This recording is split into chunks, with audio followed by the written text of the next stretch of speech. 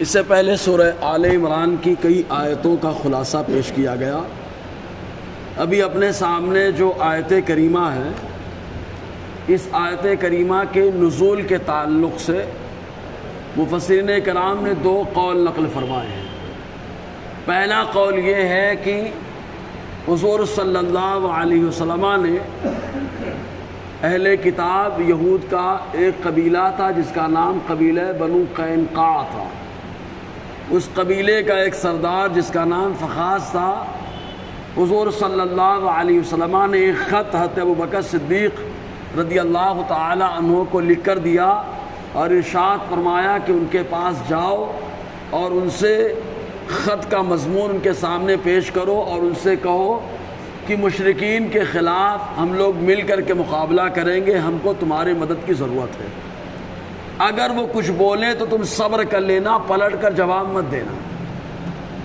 حضرت ابوبکر صدیق رضی اللہ تعالی عنہ نے آقا علیہ السلام کے فرمان کے مطابق خط لیا اور خط لے کر کے قبیلہ بنو قینقاع میں جب جا کر پہنچے اس کے سردار کے پاس جس کا نام فخاص تھا، اور جا کر کے خط پیش کیا اور پیش کرنے کے بعد کہا کہ ہماری خواہش ہے کہ آپ اور آپ کے قبیلے کے لوگ ہمارے نبی صلی اللہ علیہ وسلم کے پیغام کے مطابق ہمارے ساتھ مل کر مشرکین کا مقابلہ کریں۔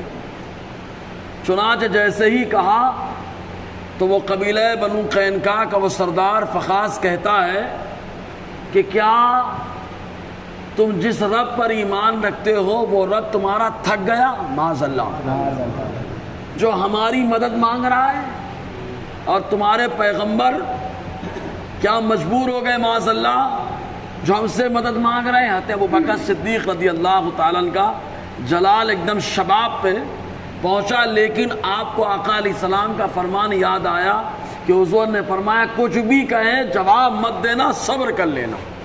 تو حضرت ابوبکر صدیق رضی اللہ تعالیٰ عنہ نے ادھر صبر کیا، ادھر آقا علیہ السلام کی بارگاہ میں حضرت جبرائیل علیہ السلام پورے واقعے کی منظر کشی کرتے ہوئے ایک آیت کریمہ لے کر کے آ گئے۔ پوری آیت آ کر کے حضور صلی اللہ علیہ وسلم کے اوپر پیش کر دی گئی۔ حضرت ابوبکر صدیق رضی اللہ تعالیٰ عنہ جب آئے تو آقا علیہ السلام نے فرمایا ایسا ایسا ہوا، اللہ تعالیٰ نے ایک آیت کریمہ نازل فرما دی۔ تو حضرت ابوبکر صدیق رضی اللہ تعالیٰ عنہ کی شانی الگ ہے، مقامی الگ ہے۔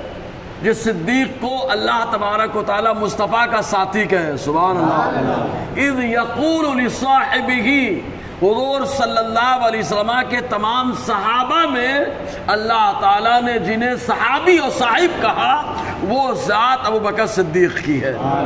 اللہ تعالیٰ نے خود انہیں حضور صلی اللہ علیہ وسلم کا صاحب کہا، اسی لیے اللہ تعالیٰ نے خالی دنیا ظاہری دنیا میں ساتھی نہیں بنایا بلکہ مزار کا بھی ساتھی بنا دیا، اور آخرت نبی آقا فرماتے میں نکلوں گا میرا ابو بکر نکلے گا، سبحان اللہ۔ تو یہ پوری آیت اس وقت نازل ہوئی۔ دوسرا قول یہ ہے کہ حضور صلی اللہ علیہ وسلم تبلیغ کے لیے تشریف لے جایا کرتے تھے، اطراف مدینہ میں بھی جاتے، جب تک مکے میں رہے اطراف مکہ میں جاتے، پھر مدینہ آئے، اطراف مدینہ میں آقا علیہ السلام تبلیغ کے لیے دعوت کے لیے تشریف لے جاتے۔ فتح مکہ کے بعد بھی معاملہ اور شان سے بڑھا، تو حضور صلی اللہ علیہ وسلم مکے مدینہ کے اطراف میں تشریف لے گئے۔ آقا علیہ السلام اپنے خچر پہ جو لمبا چوڑا تھا اس کے اوپر سوار تھے، حضور صلی اللہ علیہ وسلم اور آقا علیہ السلام جا رہے تھے۔ ایک مقام پر دیکھا یہودی، مشرکین اور منافقین تینوں بیٹھے آپس میں گپ شپ کر رہے ہیں۔ حضور صلی اللہ علیہ وسلم نے اپنے خچر کا رخ اس کی طرف موڑ دیا اور تشریف لے گئے وہاں پر، اور آقا علیہ السلام کے جانے کا مقصد یہ تھا کہ انصاریوں کے سردار حضرت سعد رضی اللہ تعالیٰ عنہ بیمار تھے، ان کی عیادت کر لیں اور تبلیغ بھی کر دیں۔ حضور صلی اللہ علیہ وسلم تشریف لے گئے، ان کے پاس یہود، منافق اور ساتھ میں مشرکین کی جماعت بیٹھی بات کر رہی تھی۔ حضور صلی اللہ علیہ وسلم جیسے ہی پہنچے، آپ کا خچر دراز گوشت جس پہ آپ سوار تھے، جیسے ہی وہاں پر پہنچے تو ان میں جو منافقوں کا سردار تھا عبداللہ ابن ابی اپنی ناک کو بند کرنے لگا، تو اس سے لوگوں نے پوچھا کیوں بند کر رہے ہو؟ تو کہتا دیکھو ان کا خچر آیا، دھول اڑ رہی ہے، ناک کے ذریعے سے اندر جائے گی، تکلیف بڑھے گی، جبکہ یہ مدینے کی دھول ہے جس دھول کے بارے میں آقا علیہ السلام نے فرمایا اللہ نے اس کی مٹی میں شفا عطا فرما دیا۔ ایک غزوے سے صحابہ کرام آ رہے تھے، دھول اڑ رہی تھی، ایک صحابی نے خالی چہرہ مدینے میں بند کر لیا۔ حضور نے فرمایا کیوں بند کیا؟ کہا سرکار دھول اڑ رہی ہے، چہرے پہ لگ جائے گی۔ آقا علیہ السلام نے فرمایا ہٹاؤ رومال، اس لیے کہ یہ میرا شہر ہے، یہاں کی مٹی میں اللہ تعالیٰ نے شفا پیدا فرما دیا۔ تو حضور صلی اللہ علیہ وسلم کے سامنے ایسا ہوا، اور وہ بولتا ہے عبداللہ ابن ابی گستاخی کرتے ہوئے، کہتا ہے اگر آپ کی بات جو آپ کہتے ہیں اچھا ہے کہ حق ہو، مگر آپ ہمیں پریشان مت کیا کریں، ستایا مت کریں کہ آپ جب دیکھو ہم جہاں بیٹھتے وہاں پر آ جاتے تبلیغ کرنے کے لیے۔ آپ اپنی جگہ رہا کریں، اگر کوئی آپ کے پاس آئے تب اس کو آپ دعوت دیا کریں، اس کے سامنے تبلیغ کیا کریں۔ آقا علیہ السلام نے کوئی جواب نہیں دیا، کیونکہ صابروں کا سردار بھی اللہ نے ہمارے نبی کو بنایا، صابروں کا سردار بھی ہمارا نبی ہے، غازیوں اور مجاہدوں کا سردار بھی ہمارا نبی ہے۔ جہاں جس کی ضرورت پڑی ہے مصطفیٰ نے وہ کردار پیش کیا ہے، اور حضور صلی اللہ علیہ وسلم کے کردار کا ایک ایک پہلو آدمی کے لیے ہدایت کا ذریعہ ہے۔ تیری ہر ہر ادا پیارے دلیل بے مثالی۔ تو حضرت عبداللہ ابن رواحہ رضی اللہ تعالیٰ عنہ وہیں پر موجود تھے، انہوں نے آقا علیہ السلام کی بارگاہ میں عرض کیا سرکار آپ گفتگو فرمایا کریں، جب بھی ہم لوگ مل جائیں آپ گفتگو فرمایا کریں، کیونکہ آپ کی بات ہمیں شہد سے بھی زیادہ میٹھی لگتی ہے، بڑی اچھی آپ کی بات لگتی ہے ہمیں۔ تو منافقین کا ایک دم معاملہ گرما گیا، ادھر آتے عبداللہ ابن رواحہ یہ بھی گرما گئے، مار پیٹ کی نوبت آ گئی۔ آقا علیہ السلام نے اشارے سے خاموش کیا اور خاموش کر کے تشریف لے گئے حضرت سعد رضی اللہ تعالیٰ عنہ کے پاس جو انصاریوں کے سردار تھے، اور جا کر کے پورا معاملہ بتایا کہ عبداللہ ابن ابی نے ایسا ایسا کیا ہے۔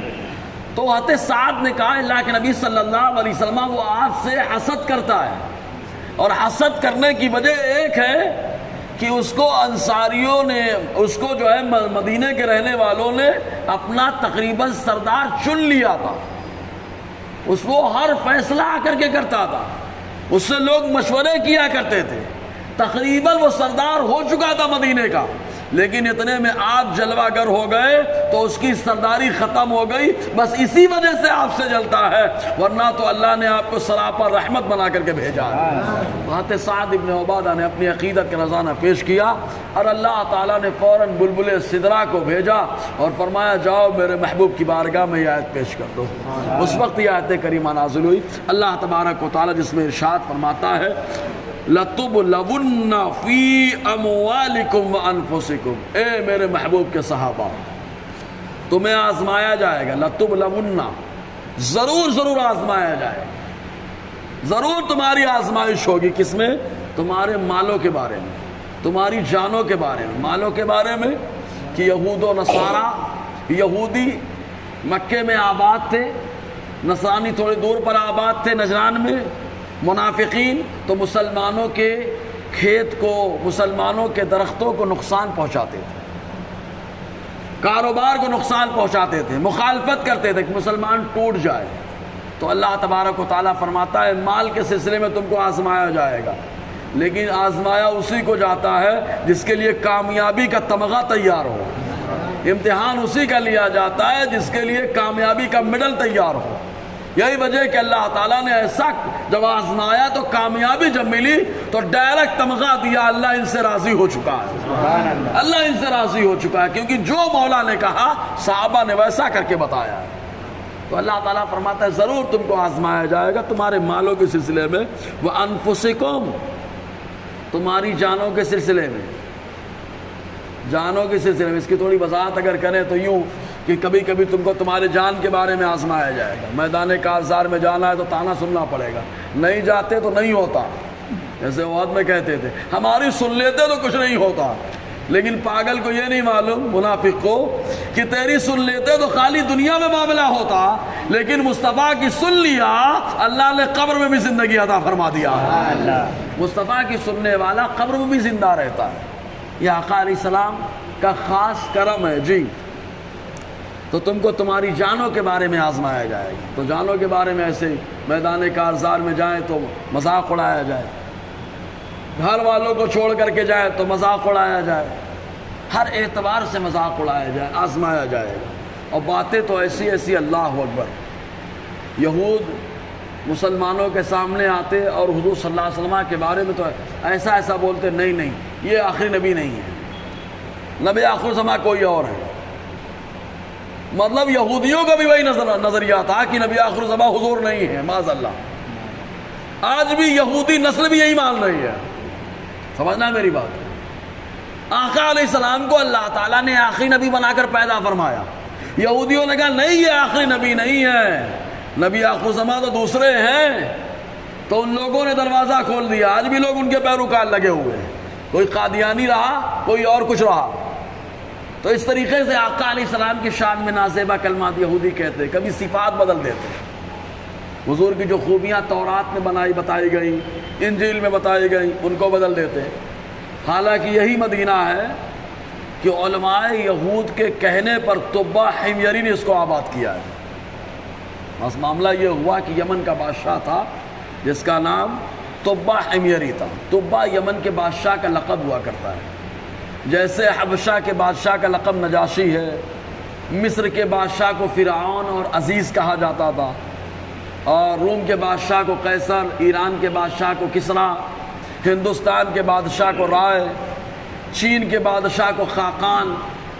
تو ایسے ہی جو یمن کا بادشاہ ہوتا ہے اس کو طبہ کہتے ہیں. تو طبہ حمیری 1000 علماء یہود کے ساتھ مدینے کے اطراف سے گزرا. جب وہ واپس جانے لگا تو مدینے میں جب وہ لوگ پہنچے, اس کا نام اس وقت یثرب تھا, تو اس کی ساری نشانیاں دیکھ کر کے ان علماء نے کہا تھا کہ یہ وہ جگہ ہے جہاں نبی آخر الزماں ہجرت کر کے آئیں گے اور یہی مرکز بنا کر دین کا کام کریں گے. تو اس وقت اس نے جو ہے کئی گھر بنوائے تھے, بہت سارے گھر بنوائے, اور ان علماء میں سے بہت سارے لوگوں کو وہاں پر آباد کر دیا تھا. یہودی اس انداز میں وہاں آباد کر دیا, وہاں پہ رکھا اور خود چلا گیا. لیکن جانے سے پہلے ایک خط اس نے لکھا تھا, ایک خط لکھا جس میں اپنے ایمان لانے کا ذکر کیا, آقا علیہ السلام کی مدد کرنے کا ذکر کیا کہ اگر میں آپ کا زمانہ پاؤں تو میں آپ پر ایمان لاؤں اور آپ کی مدد کروں پرزور, اور اگر نہیں پایا تو بھی میں آپ پر ایمان لاتا ہوں. اس نے خط میں لکھا, اور شامول, ان علماء میں سے ایک عالم کا نام شامول تھا, ان کے حوالے خط کر دیا. کہا نسلاً بعد نسلیں دیتے رہنا یہاں تک کہ نبی آخر الزمان کے پاس یہ خط پہنچ جائے. شامول کی نسل میں سب سے آخری جو ہوئے, جو حضور پر ایمان لائے, انہیں آتے ابو ایوب انصاری کہا جاتا ہے. ان کا گھر اسپیشل حضور کے لیے بنایا گیا تھا, طبہ حمیری نے بنایا تھا. یہی وجہ کہ جب ہجرت کر کے حضور مدینہ آ رہے تھے تو راستے میں ہر کوئی تمنا کر رہا تھا اونٹنی ہمارے یہاں رک جائے, اونٹنی ہمارے یہاں رک جائے. آقا فرماتے رہنے دو, ناقۃ معمورہ, اونٹنی حکم کے تابع ہے, کیونکہ اونٹنی کو بھی معلوم ہے اللہ کے حکم سے کہ نبی آخر الزمان کے لیے کون سا گھر بنایا گیا ہے. اس لیے آتے ابو ایوب انصاری کے گھر کے سامنے اونٹنی جا کر رکی. تو طبہ حمیری, تو علماء یہود آقا علیہ السلام کے اوصاف اتنا جانتے تھے, جن کے بولنے پر مدینہ شہر کو علماء سے آباد کر دیا گیا, اہل کتاب کے بڑے بڑے عالموں سے آباد کر دیا گیا. آج وہی عالم حضور کی مخالفت, خالی حسد اور جلن کے بیس پر, تو اور بہت ساری خرافات لے کر کے آئے. تو اللہ تعالیٰ فرماتا ہے وَلَا تَسْمَعُنَّ مِنَ الَّذِينَ أُوتُوا الْكِتَابَ مِنْ قَبْلِكُمْ وَمِنَ الَّذِينَ أَشْرَكُوا أَذًى كَثِيرًا. اور اے میرے محبوب کے صحابہ, وَلَا تَسْمَعُنَّ, تم ضرور سنو گے ان لوگوں کی طرف سے جن کو تم سے پہلے کتاب سے نوازا گیا, یہود و نصارہ اور مشرکین کی طرف سے. کیا؟ اذًى کثیرہ, بڑی تکلیف دہ بات, بہت تکلیف دہ بات سنو گے. نبی آخر الزمان کے اوصاف کا انکار کریں گے, حضور کی شان میں نازیبہ کلمات کہیں گے, حتیٰ کہ آقا علیہ السلام کے صحابہ کو ورغلانے کے لیے, پریشان کرنے کے لیے بہت ساری خرافات لے کر کے آتے. قرآن نے کہا کہ حضرت مریم پارسا ہیں, قرآن نے پارسا بتایا تو ان لوگوں نے ہنگامہ کھڑا کر دیا, کہا کہیں بغیر باپ کے بچہ ہوتا ہے. تو مصطفیٰ جان رحمت نے ایسا جواب دیا کہ ٹھنڈے ہو گئے۔ آقا نے فرمایا تم خالی ایک بچے کے بارے میں پریشان ہو کہ بغیر باپ کے نہیں ہو سکتا، اللہ تعالیٰ نے تو بغیر ماں باپ کے آدم علیہ السلام کو پیدا فرمایا، بغیر ماں باپ کے پیدا فرمایا۔ اور ایک بات قابل غور، جنتی جو ہوتا ہے وہ جو چاہتا ہے وہ کر لیتا ہے۔ آج ہی درس قرآن میں درس محمد بہار شریف نے بتایا، مسلم شریف کی حدیث پاک، جنتی دل میں خواہش کرے گا پرندے کا گوشت کھانا ہے، وَلَحْمِ طَيْرٍ مِّمَّا يَشْتَهُونَ، سورہ واقعہ۔ خواہش ہوگی کہ کوئی پرندے کا گوشت مل جائے تو ویسے ہی بھنا ہوا پرندہ اس کے سامنے ہوگا، سبحان اللہ۔ اچھا، ایک جنتی کی خواہش ہے، عام جنتی ہے، اس کی خواہش پر اللہ تعالیٰ جو وہ چاہ رہا ہے اللہ پیش فرما رہا ہے۔ جب ایک عام جنتی کی خواہش کا یہ عالم ہو سکتا ہے تو میرا نبی تو قاسم جنت ہے، اس کی خواہش، اس کے ارادے کا عالم کیا۔ اور مسلم شریف کی حدیث پاک، پینے کا من کرے گا جنتیوں کا، جیسے ہی من کرے گا تو پیالہ خود سے آئے گا اور خود سے جائے گا، خود سے آئے گا، خود سے جائے گا۔ ایک جنتی کی خواہش اور اس کے چاہنے کا یہ عالم ہو سکتا ہے تو میرا نبی جنت سے آیا جنت بانٹنے کے لیے، تو دنیا میں جو شاعر ہے اللہ تعالیٰ ویسا کر رہا ہے یار۔ تو صلی اللہ علیہ وسلم کیا صاحب، تو یہ سب باتیں بہرحال، اور بہت ساری ہاتھ حوا کو اللہ تعالیٰ نے بغیر ماں باپ کے پیدا فرمایا، صحیح ہے نا، بغیر ماں باپ کے۔ اگر کوئی بولے نہیں باپ آتے آدم علیہ السلام باپ نہیں ہے، باپ وہ ہوتا ہے جس کے مادے سے اولاد پیدا ہو، پسلی کی ہڈی سے اللہ نے پیدا فرمایا ہے، مادے سے نہیں۔ ورنہ بہت سارے انسان ہیں جن کے بدن میں کبھی کبھی زخم ہو جاتا ہے، کیڑے پڑ جاتے ہیں، تو کیا وہ کیڑے اولاد ہو گئے؟ وہ کیڑے اولاد ہو گئے؟ نہیں نا، نطفے سے جو بنتا ہے وہ اولاد ہے۔ تو اللہ نے حضرت آدم علیہ السلام کو بغیر ماں باپ کے بنایا اور ماں حوا کو بغیر ماں باپ کے پیدا فرمایا ہے۔ اور ایسے ہی بہت ساری باتیں، لوگ طرح طرح کے اعتراضات، طرح طرح کی شرارتیں۔ تو اللہ تعالیٰ فرماتا ہے محبوب کہ صحابہ سن لو، تم کو بہت تمہارے سامنے بری بری باتیں کی جائیں گی، لیکن ایسے موقع پر وَإِن تَصْبِرُوا، اگر تم نے صبر کر لیا، وَتَتَّقُوا، اور تقوی اختیار کیا، کوئی غلط جملہ نہیں استعمال کیا، فَإِنَّ ذَلِكَ مِنْ عَظَمِ الْأُمُورِ، تو یہ بڑی ہمت کی باتوں میں سے ہے۔ صبر کر لینا، صبر کرنے والا کمزور نہیں ہوتا، بہت ہمت والا ہوتا ہے، بہت بہادر ہوتا ہے۔ حضرت امام حسین نے صبر کیا، کیا کمزور رہے؟ نہیں نا، سب سے بڑے بہادر ہیں، اس لیے صبر بھی سب سے اعلیٰ درجے کا ہے۔ جو صبر کرتا ہے وہ سب سے اعلیٰ درجے کا ہوتا ہے، سب سے بڑا بہادر وہی جو صبر کر لیتا ہے۔ تو اللہ تبارک و تعالیٰ ارشاد فرماتا ہے اگر صبر کر لو، تقوی اختیار کر لو، تو یہ بڑے اہم معاملات میں سے ہے انشاءاللہ۔ اور آگے سلسلہ چلے گا، ایک ماحول کریٹ ہو جائے مسجد بننے کے بعد، تو انشاءاللہ پھر آگے گفتگو رہے گی۔ اللہ تعالیٰ ہم سب کو فیضان قرآن، برکات قرآن